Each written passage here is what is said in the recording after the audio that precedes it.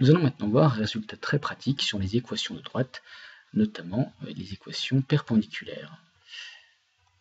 Lorsqu'on se place dans un vecteur repère orthonormé du plan, eh bien, nous avons une droite qui admet comme équation ax plus by plus c égale 0.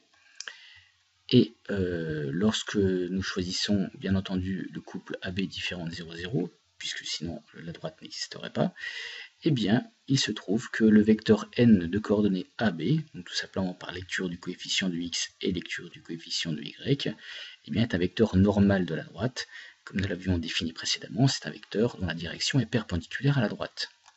Réciproquement, lorsque nous prenons un triplet de réels de sorte à ce que le couple AB soit différent de 0, 0, eh bien, si nous considérons l'ensemble des points M tels que ax plus by plus c égale 0, eh bien, ceci définit une équation d'une droite dont le vecteur n est un vecteur normal à la droite, ce vecteur n étant de coordonnées petit a, petit b.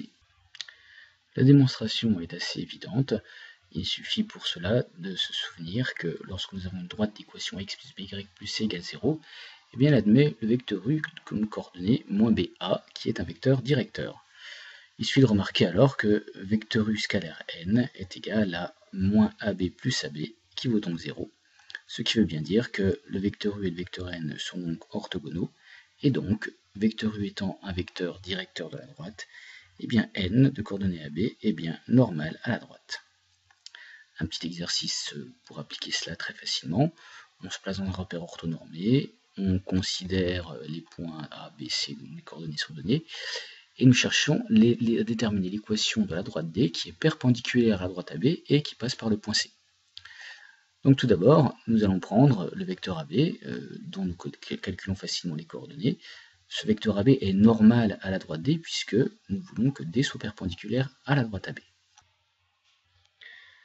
En utilisant la propriété vue précédemment, nous savons que la droite D admet le vecteur AB de coordonnées 5, 2 comme vecteur normal. Ainsi, cela définit directement le coefficient de x et le coefficient de y dans l'équation de la droite. Ainsi, l'équation de la droite est de la forme 5 fois x moins 2 fois y plus une constante c qu'il nous reste à déterminer.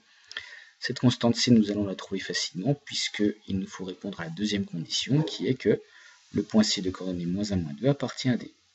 En remplaçant ainsi les coordonnées de c dans l'équation de la droite, puisque le point c est dessus, eh bien nous trouvons très facilement que c égale 1. Ainsi, l'équation de la droite D est 5x moins 2y plus 1 égale 0.